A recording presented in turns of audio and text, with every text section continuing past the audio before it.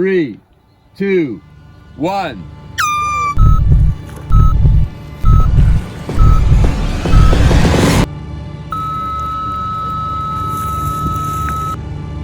Passion isn't always pretty.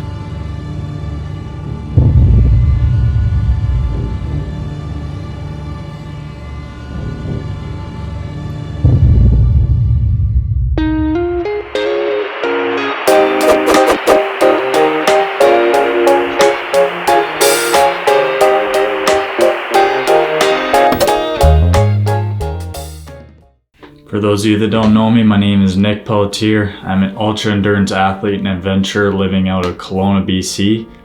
And this is a story about a project that's consumed the last year of my life. Okanagan Lake is a lake in interior BC that spans from a city called Vernon through the town I live in Kelowna to another town called Penticton. And it's 106 kilometers total. My goal in 2020 was to be the second person ever to swim the whole entirety of the lake in one shot. The previous record was 41 hours, and I was confident that I would be able to best that record with my attempt. He'll be attempting to swim the full length of the Okanagan Lake, which is 106 kilometers from Vernon to Penticton, a feat only one other person has completed to date. I didn't make it.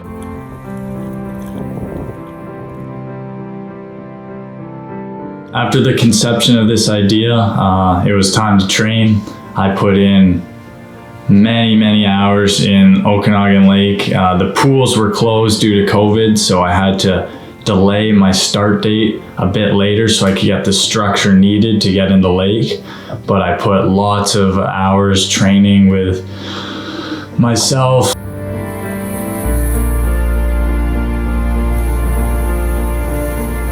My dad came out and helped me with some longer swims in kayaks and everything. Night swims even.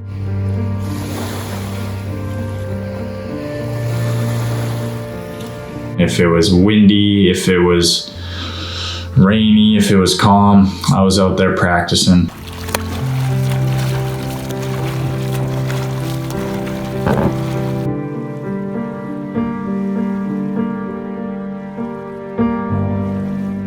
When it finally came week of the attempt, I had to do all my meal prepping, and there's a lot of food and planning that goes into such a big event. There's a lot of logistics to deal with.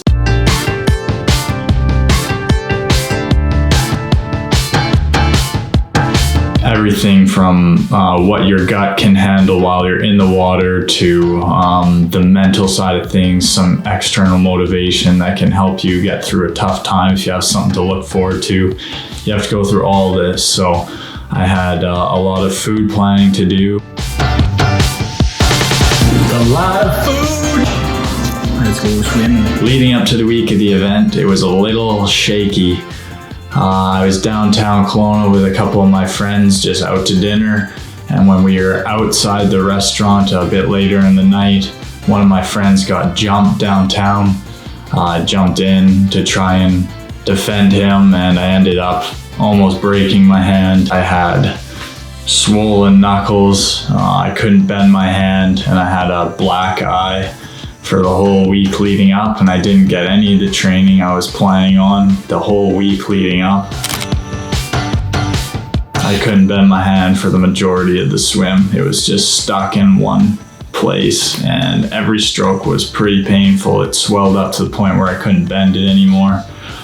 But that wasn't the reason that the swim didn't succeed. Looking back, it was something that probably wouldn't have ideally had happened, but at the same time, you can't plan for stuff like that in your life, and you just have to move forward with the plan. After sorting out my hand and everything like that, it was time to prepare the kayaks. I needed a sighting string that led off the kayak, so I didn't have to lift my head up over 106 kilometers. I could just look at something trailing in the water pulled by my lead kayak. My dad was in town. He helped us build these things and set up all of the logistics for that. The project is being filmed by a documentary crew of videographers called TMS.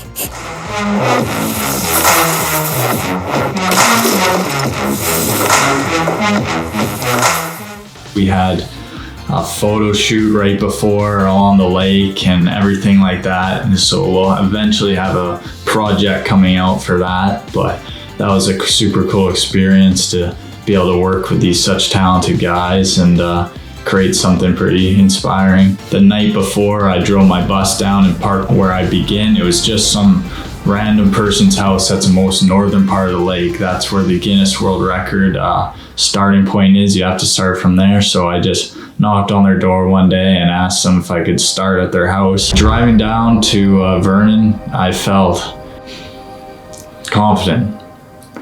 I've never been more confident in something in my whole life.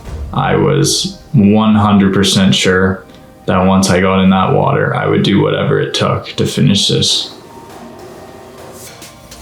And I got humbled in the truest sense. Standing on the edge of the lake the evening before, looking out at the water, it was almost like the calm before the storm. I was just trying to mentally prepare myself for the hours and hours and hours I was going to be spending in the water the following 2 days. My goal was to do it sub 40 hours. So just being alone with your thoughts and mentally preparing was something that I was feeling. The start of the swim was actually pretty crazy. We had to get all of our support boats from the marina that I work at, who is also sponsoring the swim, Aquamarine Ballet.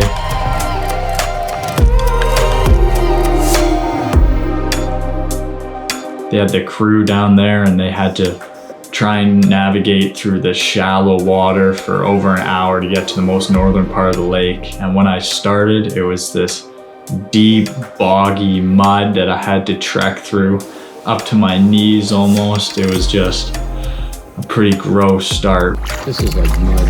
Oh, that's like, you can't swim. Unbelievable. You okay? Yeah. We'd had the countdown and the horn blew right around 5:30. 5, 4, 3, 2, 1. The first couple kilometers were pretty mellow. I was just out there being led by my dad in the dark.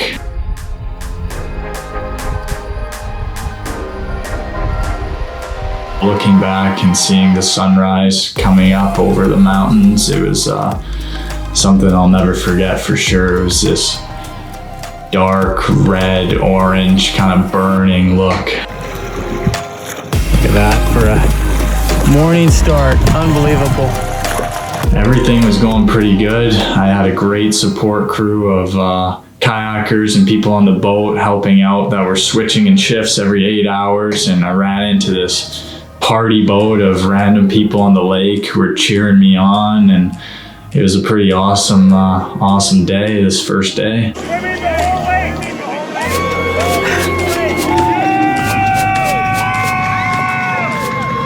Then the night came. A late night snack, some pasta with some beef jerky sprinkled on top. We're gonna be cruising. And with the night came the cold.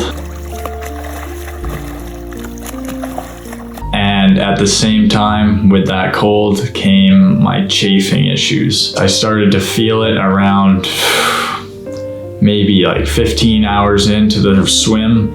I started feeling it on my shoulders, on my back, on my groin area. I didn't think too much of it because I had planned on having some chafing, but what happened to me was something that I could have never expected was possible for doing what I was doing.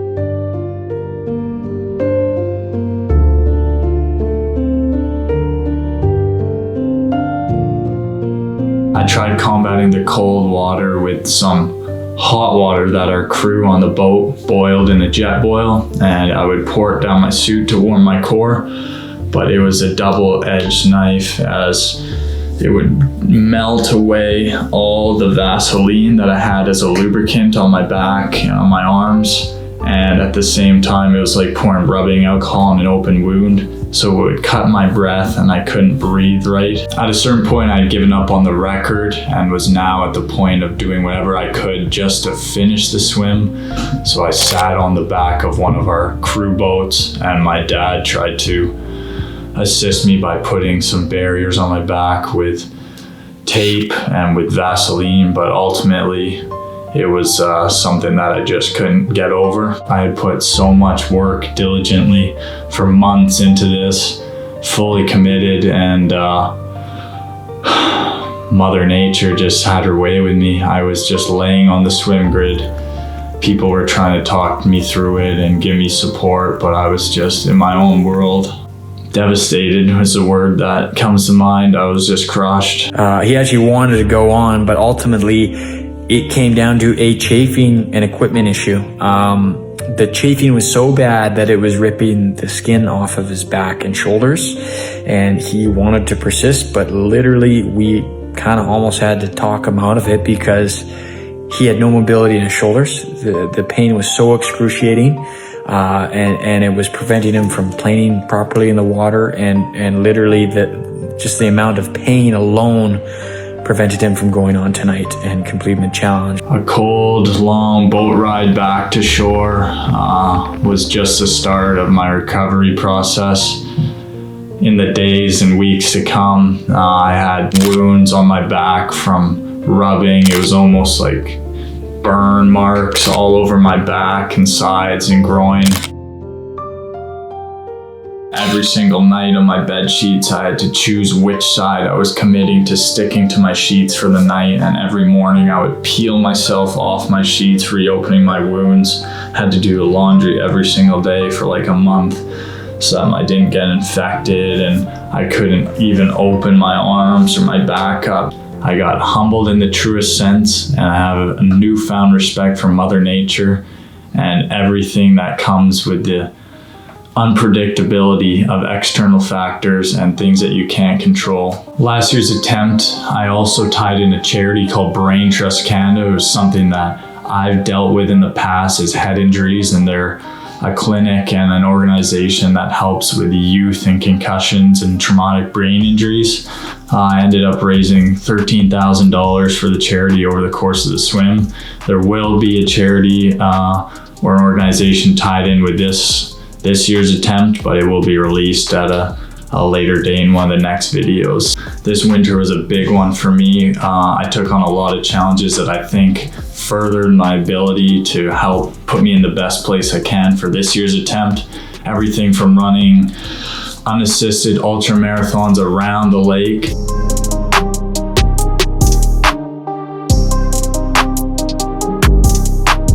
to running 800 kilometers in a month as a thing called the Calendar Club Challenge, where you run a new mile each day and more mileage from the first day of the month to the 31st day of the month.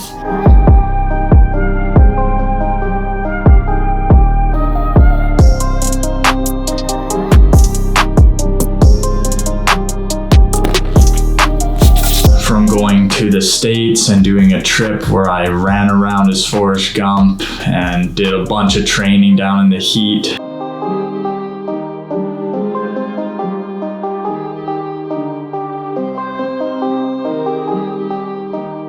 To a trip where I went solo to an island mass in northern BC called Haida Gwaii, where I was living unsupported for a couple weeks, and a bear actually stole my food. I was in freezing cold for wet, cold for weeks. I also picked up a personal sponsorship from Hornby Organic, an energy bar brand. I did a bike trip out there where I ate nothing but their bars for like a week. And I met the crew in the facility in BC in Comox, and it's just a great team to be a part of, and they're going to be helping me with the swim this year and my nutrition during the swim, so it was a great thing to be a part of. Every one of these projects that I've done this past year has had one thing in common, and that is, what can I gain from it to help me with this swim? This swim is hands down the biggest project I've ever taken on in my life. And that's coming after even biking across America a couple of years ago solo.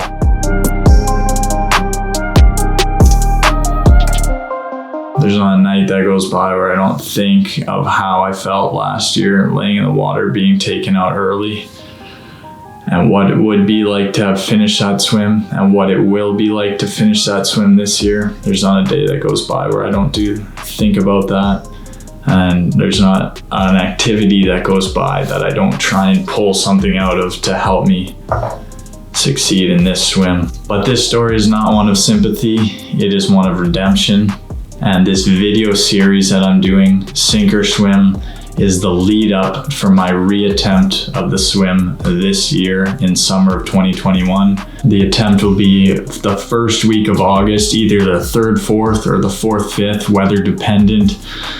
This series is a lead up of everything from the training, the nutrition, the relationships that go into all this planning, the logistics, the downtime activities, everything along the way that helps me get ready for this swim that will be involved in this series. And I hope you guys subscribe and stay tuned for the next videos to come. I'm excited to get this thing done, and the journey's already begun. Now that you're all caught up, it's time to sink or swim. First time swimming since a swim. The wounds are nothing but scars now, but now we work towards next year. It's gonna get done next year, I can promise you that.